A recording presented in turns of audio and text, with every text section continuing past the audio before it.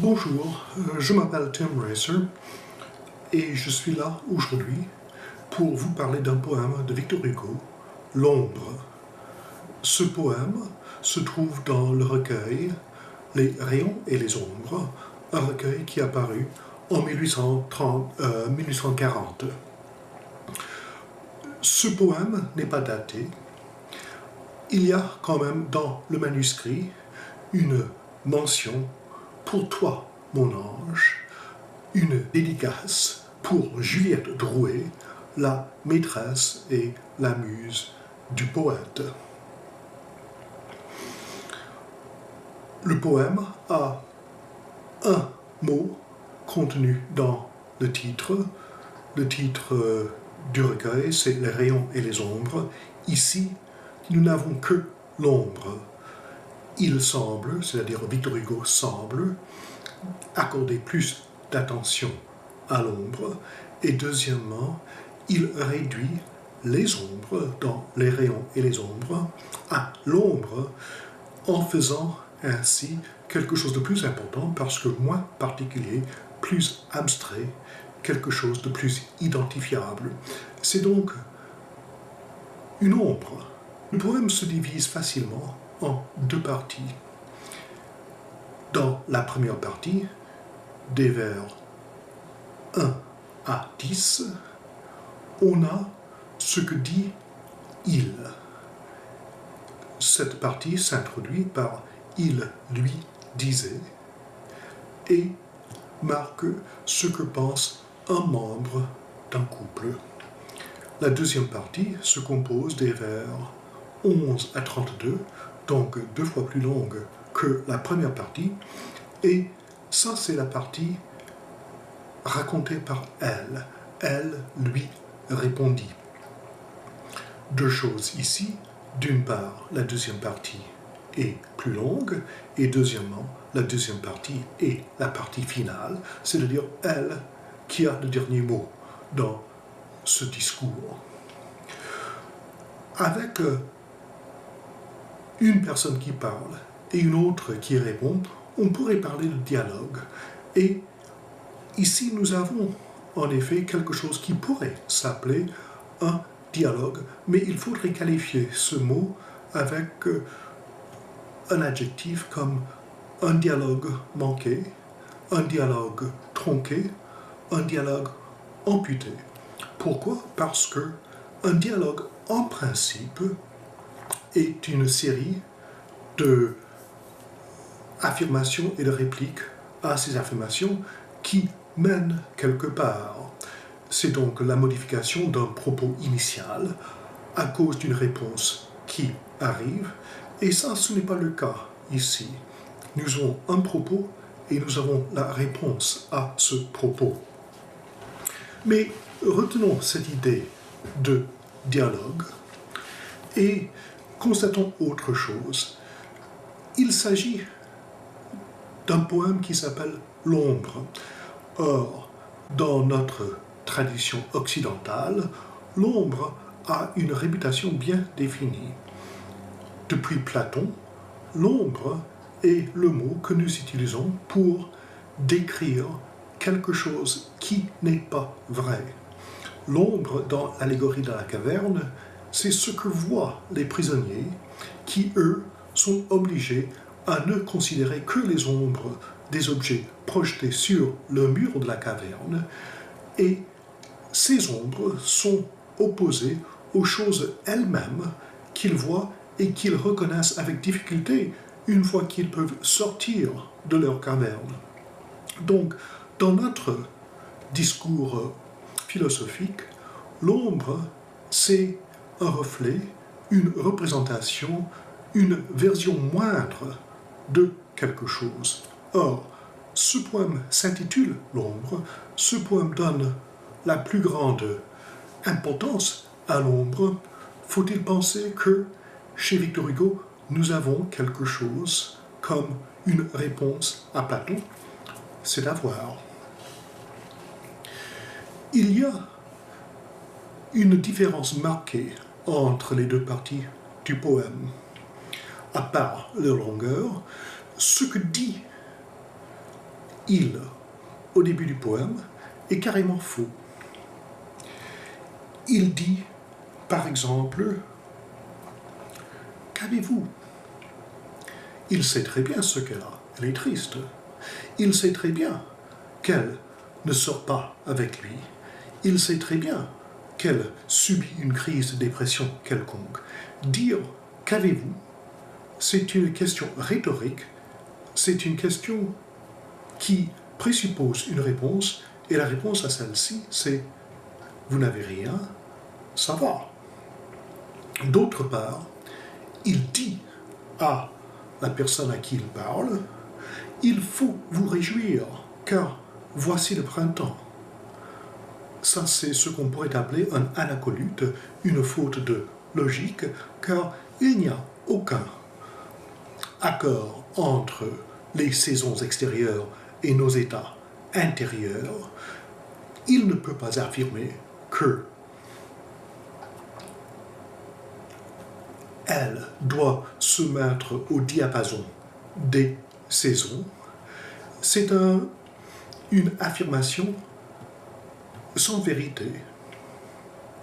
Elle semble bien constater cela, car dans sa réponse, elle donne une vision beaucoup plus nuancée de ce que c'est que leur situation de couple. De son côté, on pourrait dire de l'homme qu'il avance un propos univoque. Il a une idée, ça va bien, c'est le printemps, il faut vous réjouir car voici le printemps, alors qu'elle, elle voit les choses d'une façon beaucoup plus complexe. Il faut noter que dans la deuxième partie du poème, tout ce qu'elle dit contient deux parties. Elle voit les deux côtés des choses. Elle dit, par exemple, « Je souffre dans ce monde et vous chantez dans l'autre ». Ou bien elle dit, « Plus le soleil reluit, plus je suis sombre, hélas.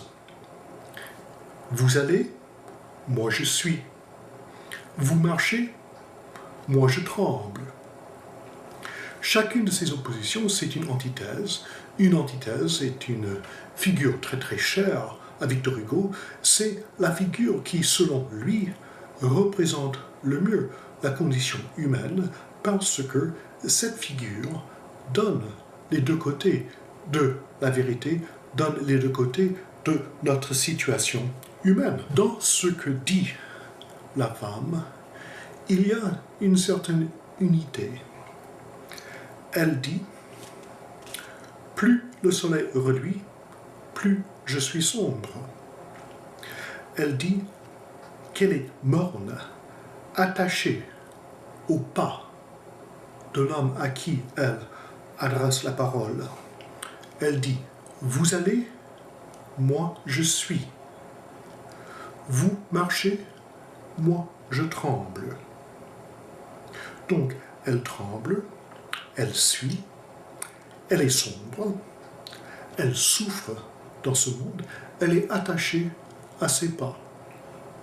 Si vous mettez ensemble toutes ces dimensions de son côté, de ces antithèses, on trouve une belle description d'une ombre. L'ombre est, par définition, attachée à nos pas. Quand on est debout, il y a une ombre projetée par terre. Cette ombre se joint à notre corps, à nos pieds. Cette ombre est donc attachée à nos pas. D'autre part, quand le soleil brille, les ombres sont très très distinctes. Donc, plus le soleil reluit, plus je suis sombre. Alors que par un ciel couvert, les ombres sont presque invisibles.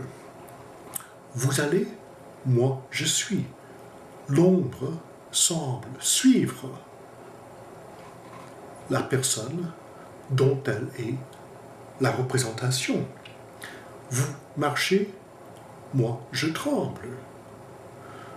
L'ombre à cause de la surface irrégulière sur laquelle elle est projetée pendant le mouvement de son objet, cette ombre semble trembler. D'autre part, cette ombre a une connaissance du monde très très différente de celle de l'homme. On pourrait penser que l'homme, debout, la face tournée vers le ciel, n'a qu'une connaissance des choses de la lumière. Il a connaissance de sa nature divine, il regarde le ciel, comme chez Lucrèce, et ça c'est ce qui en fait un homme. Alors que elle est plate, par terre, définie par la surface sur laquelle elle est projetée. Et cette surface est n'importe quoi. Ça pourrait être le trottoir sur lequel marche le poète. Ça pourrait être la rue où il y a des pavés. Ça pourrait être la gouttière. Cette intersection du trottoir et de la rue où il y a des immondices que chassent les éboueurs le matin. Tout ça, c'est la surface sur laquelle la femme est obligée de prendre forme. Et elle, traînée comme un chien par son maître, elle est obligée de prendre la forme de tous les objets sur lesquels elle est projetée, quels que soient ces objets. Elle a donc une connaissance intime et très familière d'un monde très différent du monde du poète. Tout ça, c'est une belle description de ce que c'est qu'un couple. L'homme qui sort, l'homme qui va dans le monde, l'homme qui négocie, qui parle avec les autres et qui fait son travail en public, la femme qui reste à la maison, la femme qui fait le ménage, fait la cuisine, élève les enfants et s'occupe des petits détails de la gestion du ménage, tout ça, c'est un travail bien difficile et bien différent du poète. On pourrait dire aussi que c'est un travail peut-être plus difficile et aussi un travail plus sordide que le travail du poète. Donc, que fait Hugo ici? Il nous présente un couple composé de deux membres, un membre qui vit en public, l'autre qui vit dans le monde privé, et ce couple est divisé par cette division du travail. L'homme, c'est la façade, alors que la femme, elle représente la substance. Lui, il est l'extérieur du couple, alors que elle est l'intérieur. Il est l'apparence, elle est la réalité. Donc, il faudrait, d'après ce poème, constater que Hugo comprend bien les problèmes du couple quand, dans ce couple, il y a un qui sort dans le monde et qui travaille en public, et l'autre qui reste à la maison à gérer, à faire le ménage. Mais tout cela pose un problème biographique, mais peut-être aussi un poème poétique, dans la mesure où il faudrait s'interroger sur le sens de cette contradiction.